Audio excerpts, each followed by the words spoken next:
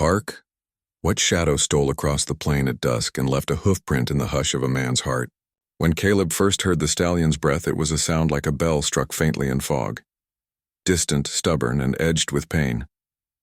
The horse came to him not as beast to man, but as summons to a debt unpaid.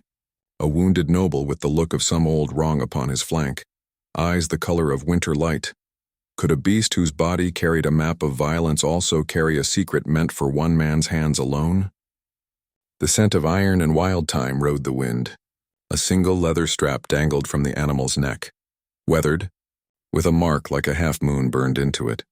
And when Caleb stooped to lift that strap, the earth itself held its breath. What lay beyond that halter? What memory did the horse guard with its silence? He led him at first by necessity, then by a quiet, unstoppable mercy.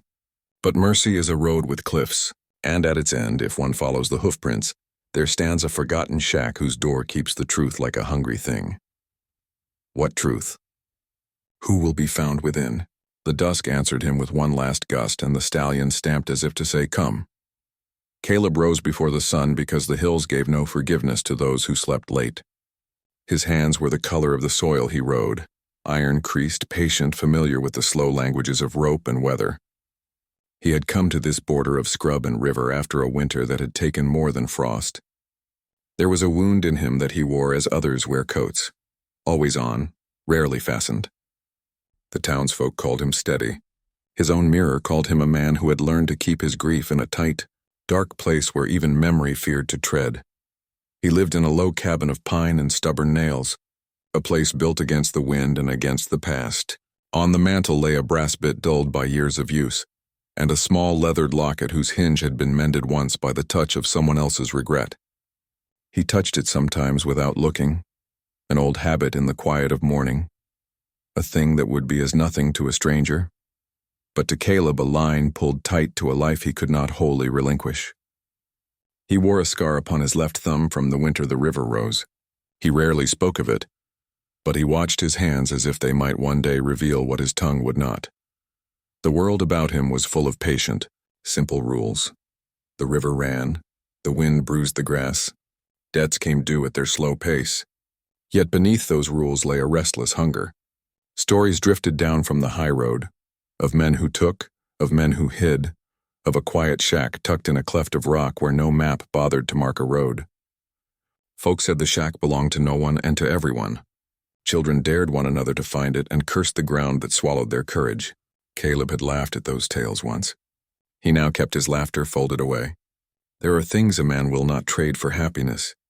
There are turns of the road he will not make until a sound at his hearth calls him by name.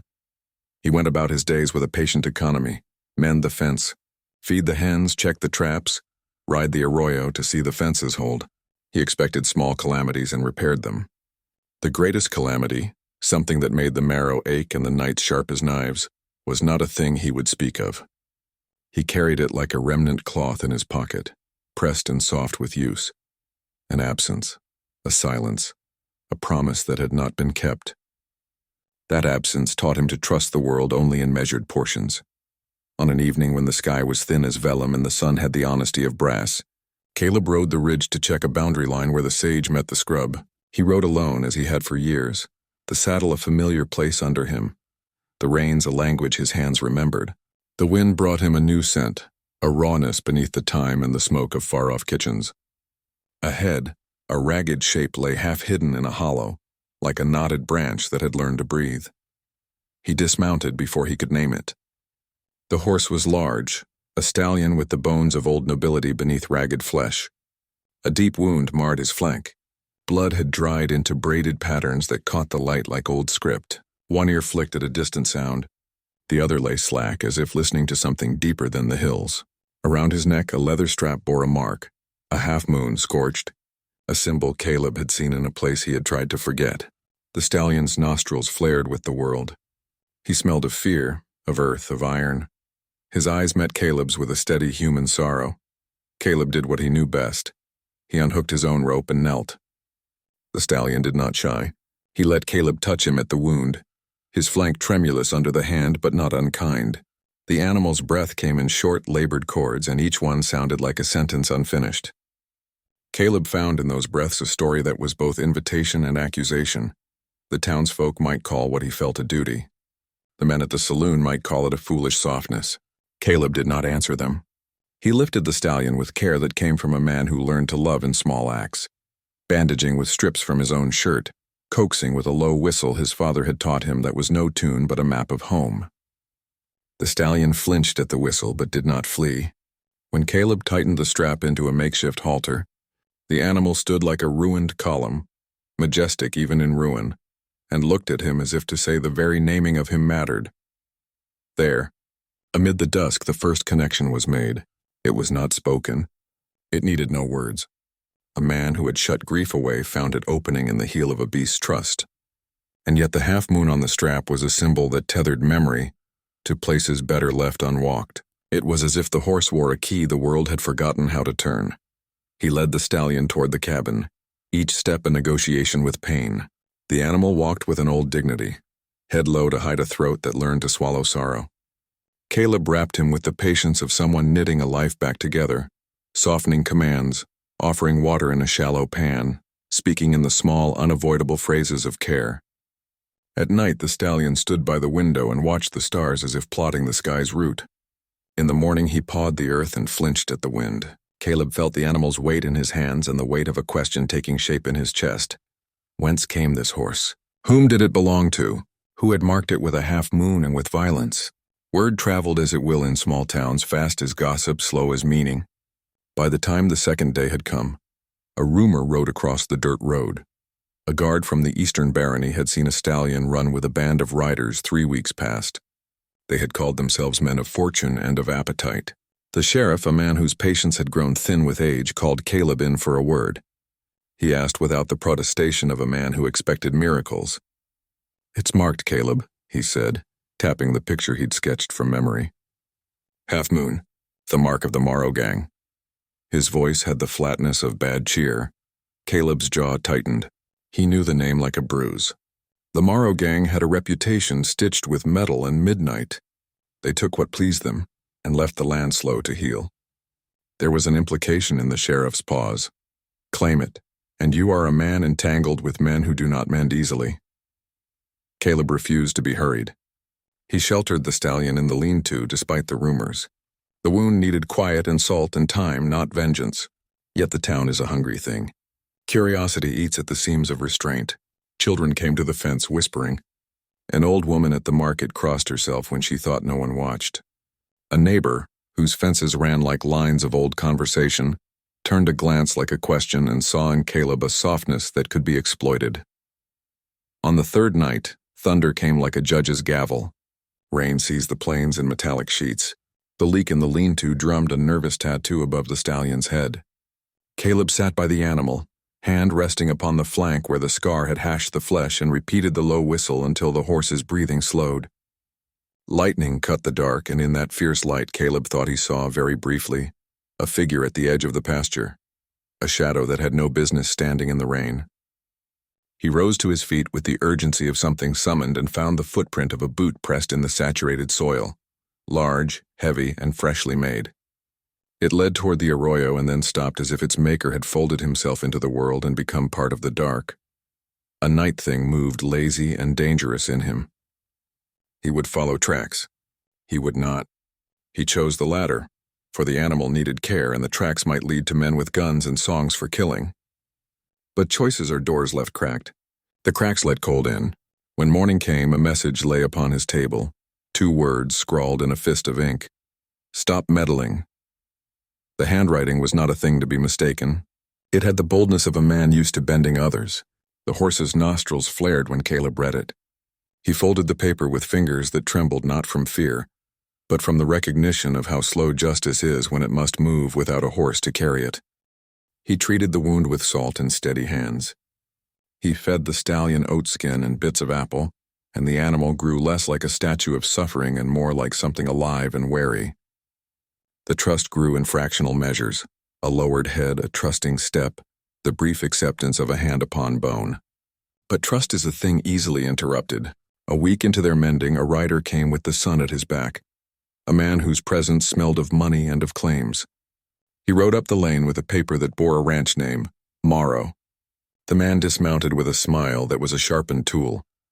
"This horse is property of the Morrow line," he said, and the words landed between them like a law. He spoke of pedigrees and tags and of debts older than the hills. He spoke in a ledger's voice, smooth and certain. Caleb met him with the silence of a man who had learned to answer few questions. "He's wounded," Caleb said. "He needs time here. I'll mend what I can." The rider's smile thinned. "Time belongs to us as well. This animal belongs to those who can claim him." They argued as two men who measured the same world differently. Talk became tension.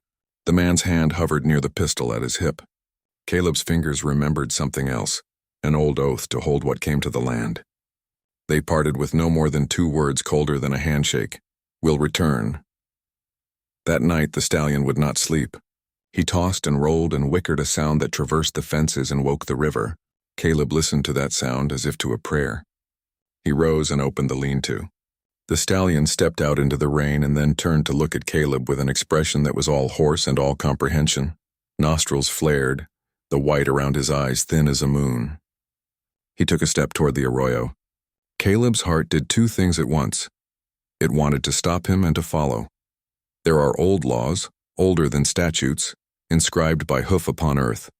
When a wounded animal calls, a man must answer. Caleb led him out despite the whisper in his chest.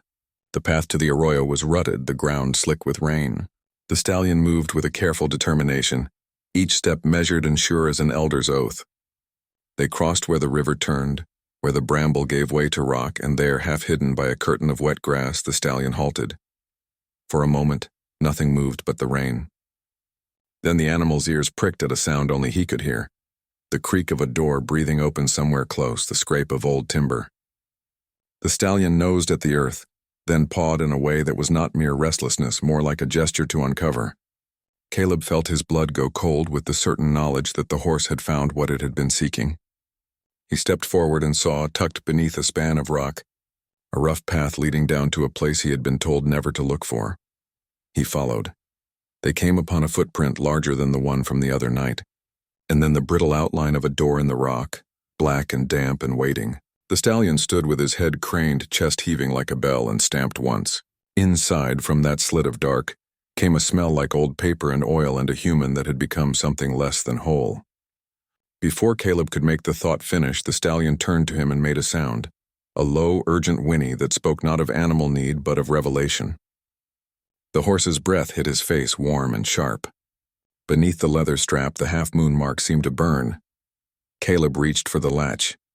His hand closed upon wood that had been weathered by more hands than his imagination could hold. For a single long breath he thought of the locket on his mantle, of the half-moon on the strap, of the note that had said, "Stop meddling," and of the boot prints that led here like a map made by a cautious liar. The mind finds its own traitor in such moments. The thought that this door might open to grief anew. But a man who has come this far cannot pull back at the last hinge. He set his palm to the old plank and drew it toward him. The air that poured out was not simply stale. It was a chamber of secrets exhaled. Smoke, lavender, a metallic tang that matched the scent upon the stallion. It was a room that had kept a life folded in on itself. For a breath and then another, Caleb stood suspended upon the threshold of truth. Then he saw within the dim a shape wrapped in cloth and more than cloth. Papers, letters bound with string. A child's small boot. A photograph so weathered its faces had become a whisper. On a crude table lay a ledger, its pages annotated in a hand he recognized as if a ghost had practiced the strokes in his sleep. It was a name, half-scratched, that made his blood move like a bell. Morrow. And beneath the ledger, tucked beneath all things, a bundle of items so familiar they hit him with the force of a confession. His wife's scarf, the very locket from his mantle, and a tiny silver tooth trinket whose dent matched the gap his daughter had been born with. He staggered backward, for the shack held proof where there had been absence. The stallion whickered, the sound now like a release. Caleb's throat closed on a question that had neither voice nor mercy. If these things were here, then where was the child? Where was the woman whose absence had hollowed his nights? He stepped forward, hard a drum, and lifted the ledger. Its pages whispered secrets that tasted of smoke and money and a plan gone bitter. The first line he read made the world tilt. A name, a date, and an entry that read like a wound. A payment, a betrayal, a hiding. The truth spread before him like oil on water, shining and ugly. Behind him the stallion stamped as if impatient for the resolution of a long-wrapped bargain. Caleb turned to look at the beast. Its eyes were steady, as if the animal had led him here not by accident but by promise. He knew in that turning that life would henceforth be divided into before and after. He reached for one more thing, his fingers trembling. Beneath the ledger lay a folded scrap of paper, edges eaten by time. He unfolded it with the reverence of a man who touches a relic and then a fury. There, the handwriting was not only familiar, it was intimate. A line, a plea, an address. It named a place he had once loved and had sworn never to return to. A footfall sounded at the mouth of the shack. Not many feet walked that path.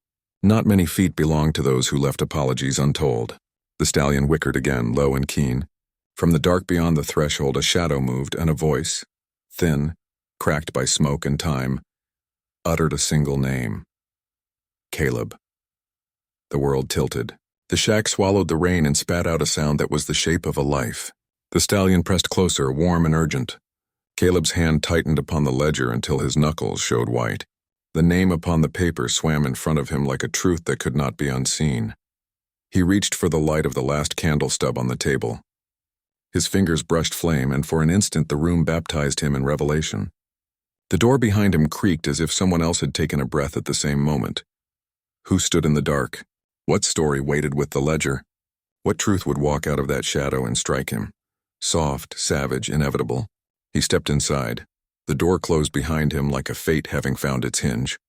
In the guttered light, a face emerged from the shawl of shadow. A woman whose years had been hammered into the lines around her mouth, whose eyes were the sharp, familiar wells that had once read the same prayers as his.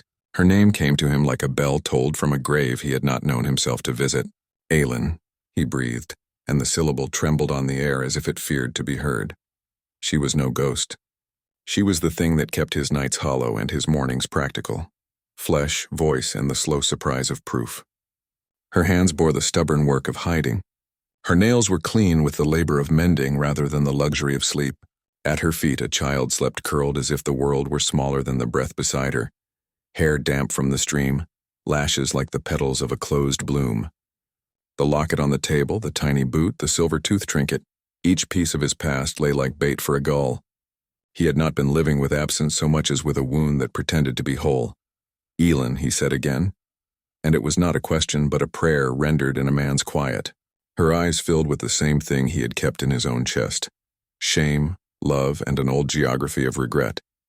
She rose, movements economical and raw, and crossed the small room to him. Their hands met with a heat that had nothing of youth left to it. It was the kind of touch that sets the marrow talking aloud. Before they could trade all the words, brittle with time, the shack door quivered as if a wind had found it cruelly tenacious. A voice, smooth as a knife, called from the mouth of the arroyo, "Caleb, you picked a house that breathes other people's linen." The words belonged to the rider who had come to claim the stallion, but now his tone had spread into menace. The shadow behind him lengthened. Boots struck the rock like footnotes. Caleb stepped between the woman and the doorway as if his body were a bridge that could hold. The rider dismounted. The rain in his coat still shedding like the last of repentance, he carried himself with the insolence of men who have taught towns to fear their ledger more than their conscience. He spat a line of mud, then looked at the child with an expertise in diminishing. "That horse is mine by right," he said. "So are those things you hide. The law keeps many hands clean, ours among them." Elin's face flamed and paled as if the memory of a blow had passed over it. She found a small kindness in the look of the child, and flattened her voice into an instrument of protection. "We are not thieves. We hid to save the child. You know what your men do." The rider smiled with the contempt of a man who believes the world owes him only the account of his appetite. "Save from whom? The Morrow line keeps order." He tipped his head toward Caleb as if daring him to name the cost of resistance. "Yield the beast and the ledger and we will walk away. Refuse, and the ledger becomes proof that will make many men pay for their debts." The ledger lay like a sleeping serpent upon the table, its pages a map of the greed that had swallowed names and purchased silence. Caleb thought of the sheriff's sketch, of the note that had said, "Stop meddling," and of the boot prints that had traced a patient path to this very door. He felt the old weight in his chest, the habit of a man who believed his grief could be kept neat. He unfolded himself to the moment and found rage like a bell being rung for battle. Words would not carry the whole of what was needed. The writer took a step into the room and, with a handle of charm, attempted to take what the ledger offered. His hand brushed paper and menacing iron at once. The stallion, who had stood patient as a statue of amber, barred his ears and emitted a sound like an old bell rung to warn of fire. He shifted his weight and, with a motion not of whim but of muscle forged by allyship, stepped forward. A horse will not choose cruelty as a habit, but a horse will defend what trusts it, and it will become a wall without meaning to be anything but honest. The stallion planted his forelegs and swung his hindquarters with the coiled power of something that remembers how to be ruler of space. The rider lost his footing upon the slick floor. His boot slid, and he reached for the pistol at his hip with a speed bred of years that measure men by the weight of their gun. Metal sang. In the small room, the sound was sudden as a bell struck in a closed church. The rider fired, a ragged thing, and the shot went wide. The bullet split the wooden beam above, sending splinters like syllables into the dim. The stallion did what a noble creature does when confronted with a danger to those he trusts. He stepped between the weapon and the child, placing his own body as an imperfect living shield.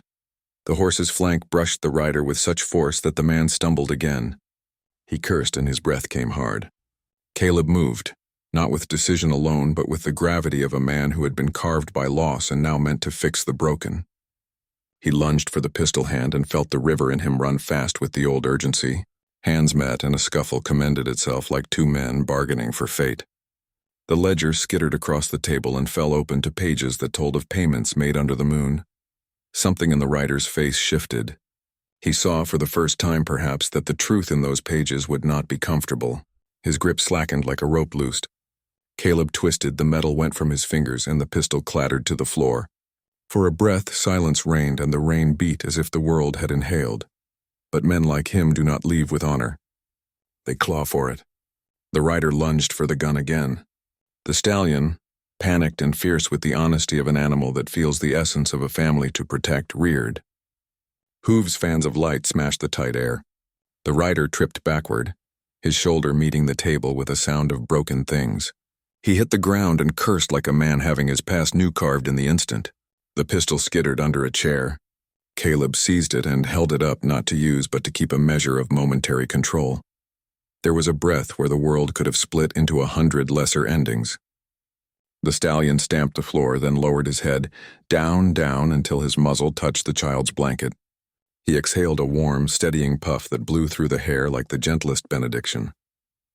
There was in that gesture a simplicity that unmoored the complexity around it. The horse had chosen. He had placed himself between danger and smallness, and in so doing declared the moral geography of the room. The rider, seeing his advantage gone and the ledger freed to light, scrambled. The sheriff's men, called by a neighbor who had heard the shot and guessed at trouble, came at that moment, boots in the mud, badges dull under rain. The rider tried to rise with the stubbornness of a man used to rewriting endings, but the law found him quicker than he had thought. Hands wrestled, men argued. The ledger was seized and read aloud in fragments that sounded like thunder breaking into the town's comfortable sleep. In the heart of that turmoil, Caleb and Elin found themselves knotted in a relief that tasted of a thing called forgiveness. She held the child to her and looked at him with the sharp gratitude of someone who had been given back a place at a table she had not supposed to sit at again. Their hands found each other in a meeting that was not rushed but necessary. Around them the stallion stood calm as if he had known the shape of justice all along and only needed the men to catch up. When the rider was led away with curses and threats of law yet to come, the ledger was taken by the sheriff into the light. Pages were read, names pronounced, accounts tallied. The town, which had turned its face from certain facts because they were inconvenient, now had the ledger laid upon a table where none could pretend ignorance. The papers spoke with the cold candor of evidence, deeds, forced sales, a record of men who had taken what wasn't theirs with the thin explanation of profit. It was ugly and it was true. The sheriff's mouth set as if to crack a stubborn seal. The Morrow name, which had been a shadow, became a thing with edges. Caleb stood by the stallion and felt something alter in him. The hollow that had been his steady partner for years was not yet filled, but it had a measure now of repair. The woman at his side cried softly, and he felt that sound clear his throat as if rain had washed the inside of a room. Around them, the townspeople, who had been slow to act when the ledger had remained rumor, saw the evidence plain and their faces turned as if a new map had been unfolded. The crucial act had been smaller than revenge. The horse had chosen to place himself between danger and the child. That single honest gesture held a kind of judgment. It was not law, not ceremony, but something older and equally binding. An animal's choice to be loyal that shifted the shape of men's resolutions. In the days that followed, the town became a ledger of its own. Names reconciled to deeds, apologies paid in public, the sheriff's office busier than it had been in many moons. The Morrow rider and his rumored confederates found themselves in a slow, unavoidable accounting.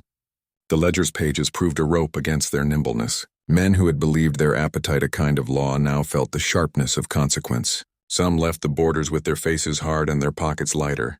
Some, shamed, stood to answer in court. Elin took the child by the hand and taught him how to find courage in the small chores of life, how to feed oats without greed, how to lay a blanket with an eye for warmth rather than show. Caleb watched and learned the soft grammar of new fatherhood, how to make tea that tastes steadier, how to mend a seam that had no pride left to it, how to place his hand where a hand needs it most without theatrics. They spoke at first in short sentences, aware that speech must be earned afresh when hearts have once been broken.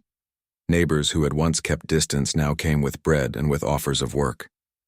The woman at the market who had crossed herself took to bringing cooked stew and asked no questions. There was awkwardness. Shame has many limbs, but there was also the kind of small, steady goodwill that mends roofs after a storm.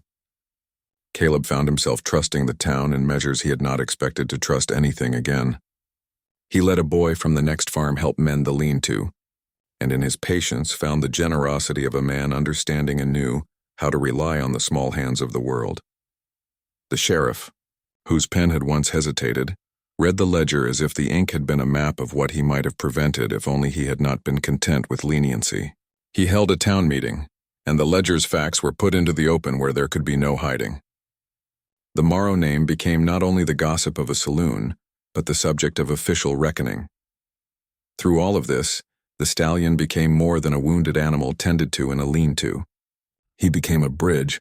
Children who had feared him now fed him carrots and sat upon his broad back, with knees grieving at first but finding new confidence by degrees. He let them learn the balance of trust, and he did not expect pompous affection. He answered their clumsy hands with an economy of tolerance and sometimes with a nudge that was like a teacher's correction, clear, kind, unembellished. Caleb found himself at night remembering the moment when he had first found the stallion, how the animal's breath had sounded like a bell in fog, how its eyes had held winter light.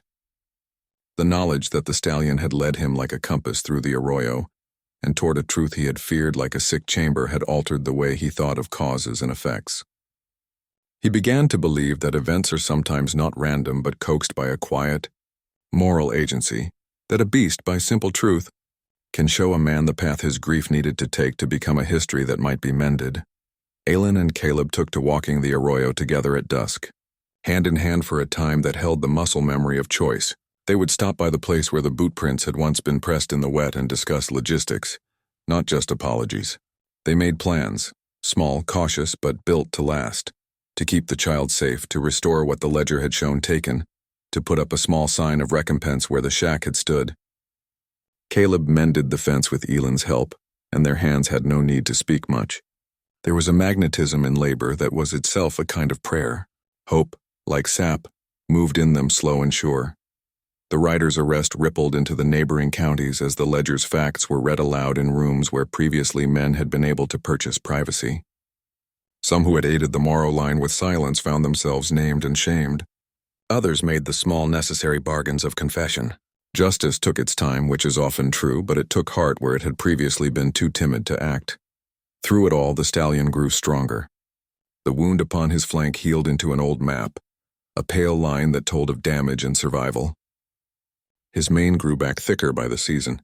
His presence in the town became a kind of talisman, a living answer to the question of whether mercy could be a lever strong enough to change the fortunes of a small place. Children stopped whispering about ghosts and began to ask stories, how the horse had chosen, why Caleb had listened.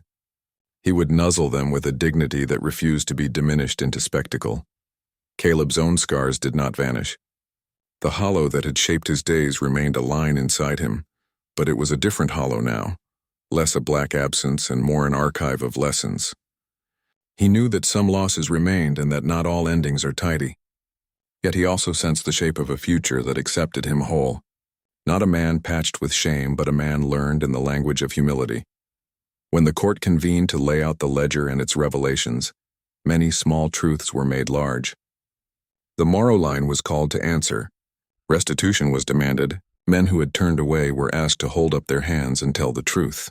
The town watched these reckonings with the unease of people recognizing their own complacency, and with a modest joy at the idea that an honesty, even a belated one, could set things right. Caleb stood at the edge of that public moment with Elin by his side and the child on a little stool close enough to feel the warmth of both. The stallion stood beyond the fold, ears pricked like a sentinel at the gate, his flank mended and his eyes bright. There was no theatrical flourish in the settlement, no grand fanfare, but there was a tidy, satisfying sequence of small acts. Apologies uttered in public, debts returned, a promise that the devastated fields would be reseeded on the morrow's account. The ledger's pages were copied and set as a record that the town could consult like scripture, a reminder that laws of men had to be held to the light. When the hustling of legalities quieted, when the town's rhythms resumed their unglamorous grace, Caleb took the stallion to the river where he had once watched dawn like a promise denied. The animal drank deep and then raised his head, nostrils quivering with the smell of wet stone and new growth. Caleb felt in the steady press of the horse's flank beneath his palm that some trusts are not merely repaired but reborn. He unhooked the old leather strap with the half-moon burned into it and held it up between them. For a moment the strap looked like a relic of two lives braided together, an accusation and an amulet at once. He did not offer it to any hand as a bargaining chip. Instead, he tied it to the fence where the child could see it and where it would not be lost. The stallion sniffed at the leather and then nudged Caleb's shoulder with the gentle insistence of one who knows a man's heart better than he believes himself to know it. It was a simple act, but it read like a benediction. The horse's trust returned not a favor, but a covenant. Elin placed the child upon the horse's broad back, carefully, with a watch that was both circling and still, and the boy laughed, a bright, startling sound that chased the old shadows away.